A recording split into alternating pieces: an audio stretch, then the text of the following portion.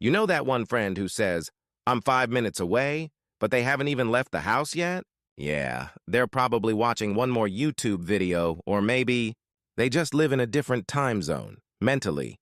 We all have that person who treats time like an optional suggestion. But here's the thing. There's actually a hidden psychology behind why some people are always late.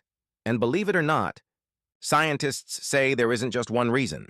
There are 5 completely different mindsets that make people late again and again. Some are funny, some are deep, and one of them might surprise you. Let's see which one you are. The dreamer. They truly believe they can do 10 things before leaving the house. They'll say, "I'll take a shower, make breakfast, clean my room, walk the dog, and leave by 8. It's 8:10, and they're still deciding which socks match their vibe today. These people live in a fantasy version of time, where every task takes just 5 minutes. They'll even start new things when they're already late. Maybe I should fold some laundry before I go. Psychologically, they suffer from something called time optimism. Their brain edits out all the boring moments, like traffic, packing, or searching for their keys, and replaces it with an ideal timeline where everything runs smoothly. It's not that they don't care about being on time. They just live in a parallel universe where 10 minutes is somehow equal to 1 hour. The intentional late one. This one's funny because they could be on time. Everything's ready. Shoes on, bag packed, they're literally standing by the door. And then they sit down, just to chill. Because apparently leaving early is a crime.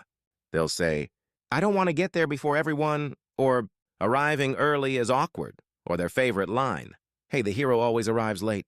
Psychologically, they crave a sense of control and coolness. They see punctuality as pressure. Being early makes them feel exposed or judged. By arriving late, they get to make an entrance, not an appearance. It's their subtle way of saying, "I'm not rushing for anyone." The overthinker. They're not late because they're careless. They're late because their brain won't stop talking.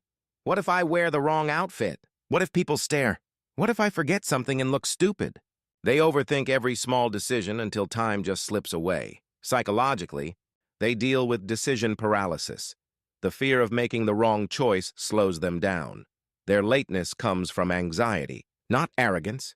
They arrive late not because they don't care, but because they care too much. The rebel. This one knows they're late, and they're proud of it. If everyone's supposed to meet at 7, they'll stroll in at 7:45 with a coffee in hand. They'll say things like, "Relax, I'm living in my own time zone." Deep down, being late isn't about time. It's about control. Psychologists call it reactance, the instinct to resist anything that feels like a rule. To them, being punctual feels like submission. They don't want to be controlled by the clock. They want to own it. For them, lateness is rebellion disguised as confidence. The overloader. This one has the kindest heart and the worst schedule. They'll agree to help a friend move, bake a cake, reply to emails, feed the cat, and fix the printer, all before noon. They say yes to everyone and end up late to everything. Psychologically, they struggle with people-pleasing and guilt avoidance. They fear disappointing others, so they keep saying yes, believing they can handle it all. But time doesn't stretch just because you're nice. They're not bad at managing time.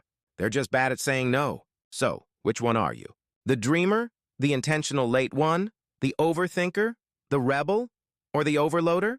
Or maybe a dangerous mix of all 5? If you think you don't fit in any of these 5 types, then tell me, what's your type 6? I'm curious to see what you come up with. And if you want to know which type I am, well, check the comments. I've already confessed mine there. If this video made you smile, laugh, or reflect, leave a like and subscribe for more psychology videos like this one.